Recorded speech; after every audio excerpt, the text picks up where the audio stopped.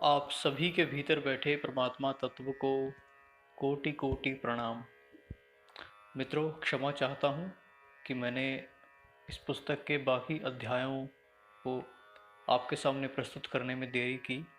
किसी कारणवश मैं इस पर समय नहीं दे सका, उसके लिए मैं क्षमा चाहता हूँ।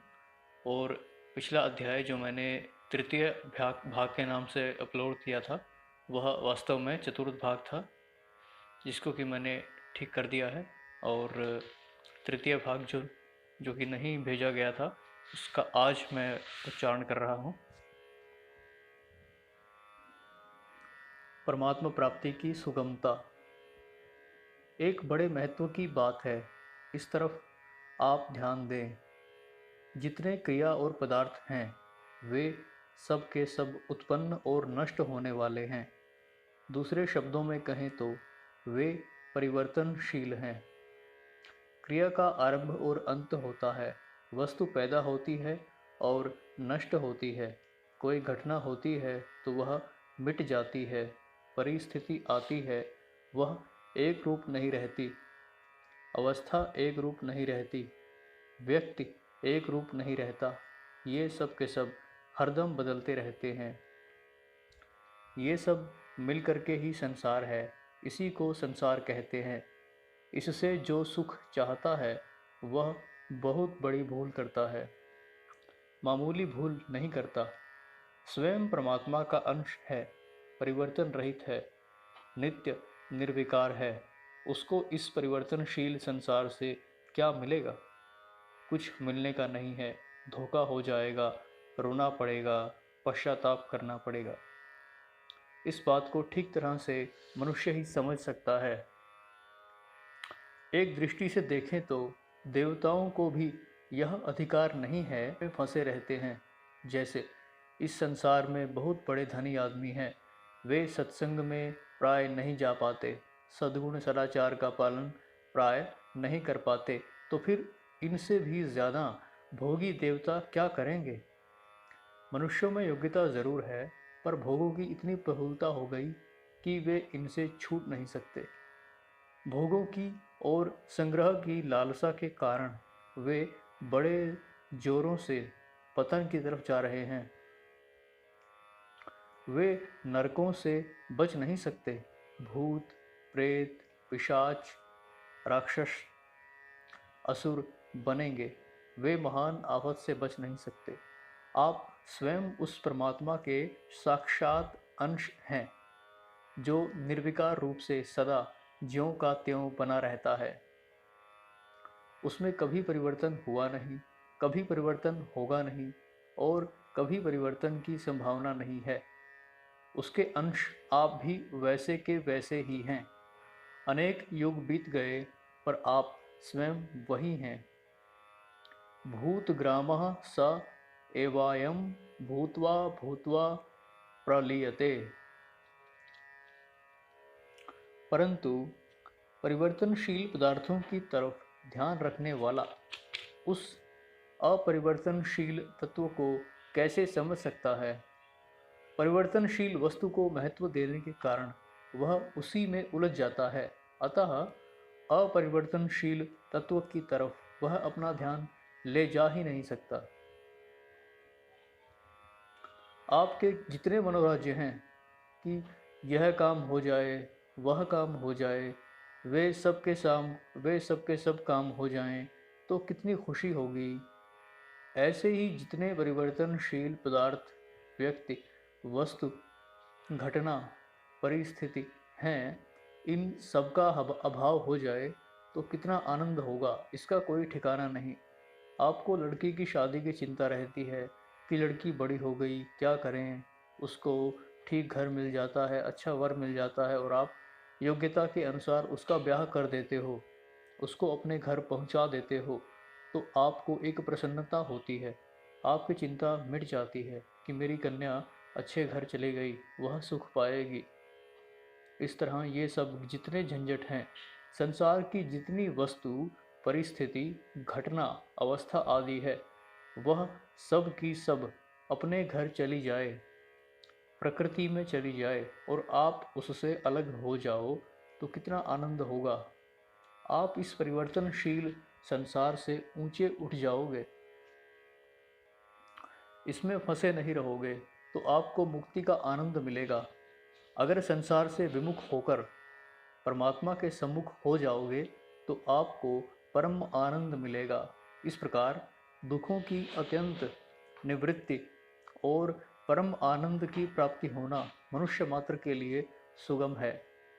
अगर आप सुगम नहीं मानते हो तो संभव तो अवश्य ही है। पशु, पक्षी, वृक्ष आदि के लिए इसकी संभावना नहीं है। क्या भूत प्रेत पिशाच आदि के लिए इसकी संभावना है?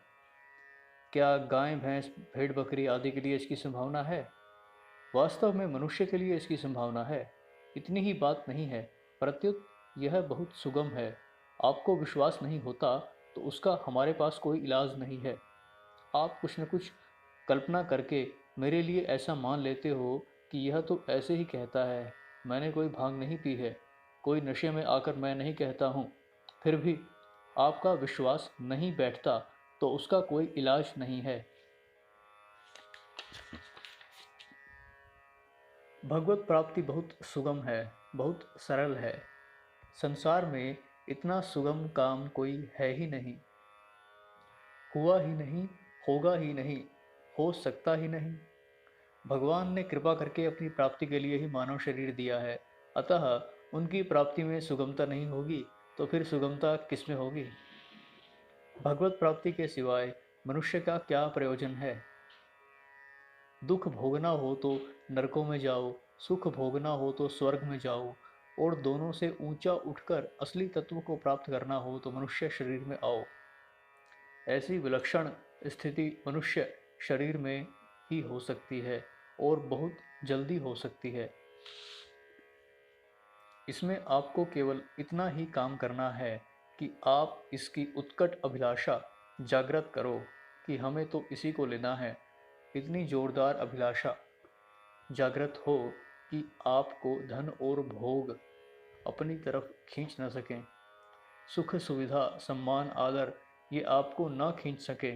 जैसे बचपन में खिलौने बड़े अच्छे लगते थे, पी पी सीटी बजाना बड़ा अच्छा लगता था, पर अब आप उनसे ऊंचे उठ गए, अब वे अच्छे नहीं लगते।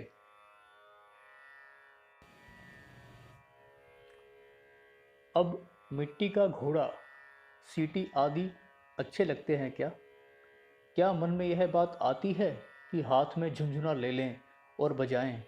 जैसे इनसे ऊंचे उठ गए, इस तरह से पदार्थों से, भोगों से, रुपयों से, सुख से, आराम से, मान से, बड़ाई से, प्रतिष्ठा से, वाह वाह से ऊंचे उठ जाओ तो उस तत्व की प्राप्ति स्वतः ही हो जाएगी। न सम्मान रहेगा, न प्रतिष्ठा रहेगी, न पदार्थ रहेंगे, न रुपए रहेंगे, न कुटुंब रहेगा, न शरीर रहेगा, न यह परिस्थिति रहेगी। ये तो रहेंगे नहीं। इनके रहते हुए इनसे ऊंचे उठ जाओ तो तत्व की प्राप्ति तत्काल हो जाए, क्योंकि वह तो नित्य प्राप्त है। केवल इधर उलझे रहने के कारण उसकी अनुभूति नहीं हो रही है। श्रोता, हम लोग कितना सुनते हैं, प्रयत्न भी करते हैं, फिर भी संसार से सुख बुद्धि नहीं जाती। महाराज जी, स्वामी जी, इसमें आपका प्रयत्न काम नहीं देगा, आपका दुख काम देगा। यह जो संसार की आसक्ति मिटती नहीं है, इसका दुख होना चाहिए, जलन होनी चाहिए कि कैसे करूं, यह कैसे मिटे। यह दुख की मात्रा बढ़ेगी तब यह आसक्ति मिटेगी। यह प्रयत्न से नहीं मिटती। प्रयत्न जितना करोगे संसार का सहारा लेकर करोगे, मन बुद्धि इंद्रियां शरीर का सहारा लेकर करोगे, जड़ का आश्रय लेना पड़ेगा। फिर जड़ता से ऊंचे कैसे उठोगे? पर इसका दुख होगा, जलन होगी, संताप होगा, तो इस आग में यह शक्ति है कि संसार के भोगों की और संग्रह की इच्छा को जला देगी। आपको ऐसी लगन लग जाए कि हमें तो उस तत्व को ही प्राप्त करना है, अधूरी चीज़ नहीं लेनी है। अधूरा सुख नहीं लेना है। निर्वाह मात्र की रोटी खा लेनी है, निर्वाह मात्र का कपड़ा पहन लेना है। हमें सुख नहीं लेना है, आराम नहीं लेना है।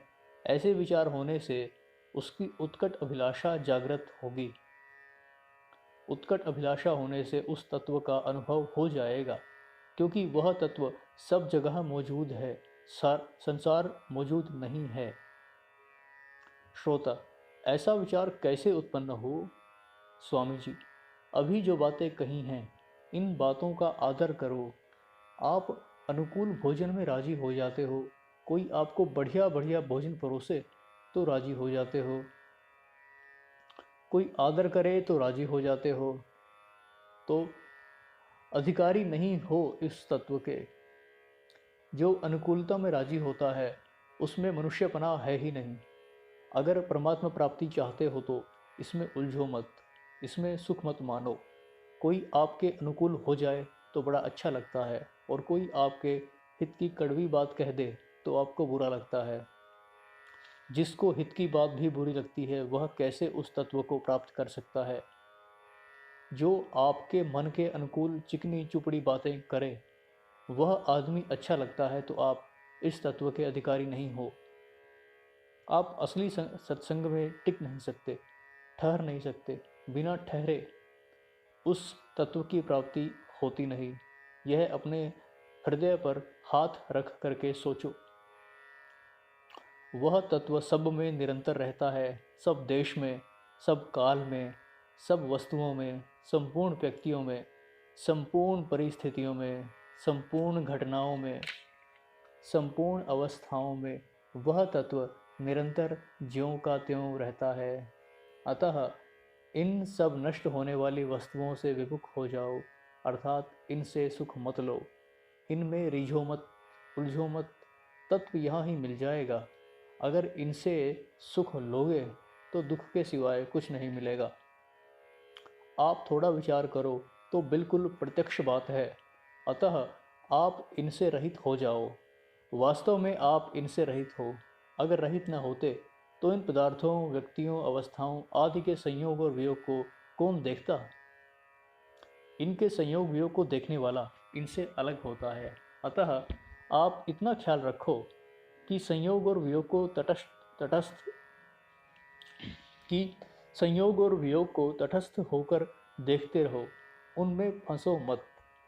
वह तत्व आपको स्वतः प्राप्त है, उसकी प्राप्ति में कठिनता कैसी? कठिनता तो अनुकूल परिस्थिति की प्राप्ति में है, अनुकूल भोगों की प्राप्ति में है, सम्मान की प्राप्ति में है, निरोगता की प्राप्ति में है। उत्पत्ति विनाशशील वस्तुओं की प्राप्ति में कठिनता है, क्योंकि वे टिकने वाले नहीं हैं, अतः मिलने वाली नहीं हैं। वे सीमित हैं, अतः सबको नहीं मिलती। परंतु परमात्मा तत्व असीम है, अतः वह सबका अपना है और सब में है। उसकी प्राप्ति के लिए आप उत्पत्ति विनाशशील वस्तुओं से रहित हो जाएं, जागृत, स्वप्न, सुषुप्ति से रहित हो जाएं। जागृत में जितने पदार्थ, क्रियाएं, घटनाएं घटती हैं उनसे रहित हो जाएं। ये तो बनने बिगड़ने वाले हैं, हम इनके साथ नहीं हैं। ऐसे चुप हो जाओ, इनसे अलग हो जाओ। दिन में 15, 20, 25 बार, 100, 200 बार, एक एक, 2-2 सेकंड के लिए भी आप इनसे अपने को अलग अनुभव करके देखो। मिनट भर के लिए अलग हो जाओ तब तो कहना ही क्या। अगर चुप होने पर हृदय में उथल पुथल मचे तो उससे भी अलग हो जाओ। यह उथल पुथल भी जाने वाली है, मिटने वाली है। कई संकल्प विकल्प हो जाएं, वे भी मिटने वाले हैं, मिटने वाले हैं। बस इतना ख्याल रखो। मिटने वाले में क्या राजी और क्या नाराज हो। न पदार्थों के संयोग वियोग से राजी नाराज होना है, न संकल्पों के संयोग वियोग से राजी नाराज होना है। अच्छे से अच्छे संकल्प आ जाएं तो उनसे भी राजी नहीं होना है, और बुरे से बुरे संकल्प आ जाएं तो उनसे भी नाराज नहीं होना है। राजी नाराज न होने से गुणातीत हो जाओगे, तत्व की प्राप्ति हो जाएगी।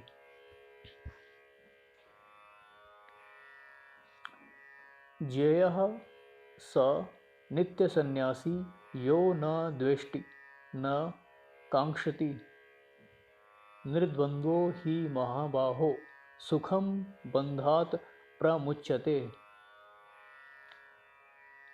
अनुकूलता प्रतिकूलता कुछ भी आए, इच्छा द्वेष मत करो, दुखी सुखी मत हो।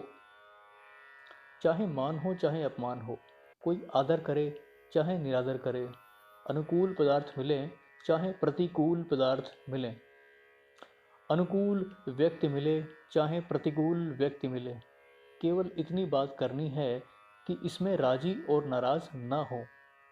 अगर राजी नाराज हो जाते हैं तो ऐसा समझें कि यह तो बड़ी आफत है। मैंने कई बार कहा है कि सुख का भी दुख होना चाहिए और दुख का भी दुख होना चाहिए। अनुकूल परिस्थिति में सुखी हो गए तो दुख होना चाहिए कि हम सुख में राजी क्यों हो गए, और प्रतिकूल परिस्थिति में दुखी हो गए तो दुख होना चाहिए कि हम दुखी क्यों हो गए। हम तो द्वंद्व में फंस गए, हम सुखी दुखी हो गए तो यह हमारी गलती हुई। केवल इसको गलती मानते रहो कि यह ठीक नहीं है। यह कर सकते हो कि नहीं, बताओ। श्रोता: महाराज जी, सर्वत्र ऐसा नहीं होता। स्वामी जी: सर्वत्र नहीं होता, आंशिक होता है तो कोई हर्ज नहीं। कुछ ऐसी परिस्थितियां हैं जिनमें सम रहना हमारे वश की बात नहीं, और कुछ ऐसी परिस्थितियां हैं जिनमें हम सम रह सकते हैं। अतः जिस परिस्थिति में सम रहना आपको सुगम दिखता है उसमें आप सम रह जाओ, तो इसके दो परिणाम मिलेंगे। पहला, जिसमें सम रहना आपको कठिन मालूम देता है उसमें सम रहना सुगम हो जाएगा, और दूसरा, जिन कमियों का पता ही नहीं लगता उनका पता लगने लगेगा। अतः जितना सुगमता पूर्वक होता है उतना तो कर ही दो। आज से ही आप इतनी बात मान लो कि जिसमें सम रहना सुगम है उसमें हम सम रहेंगे। अध्याय की समाप्ति। ईश्वर को कोटि कोटि प्रणाम।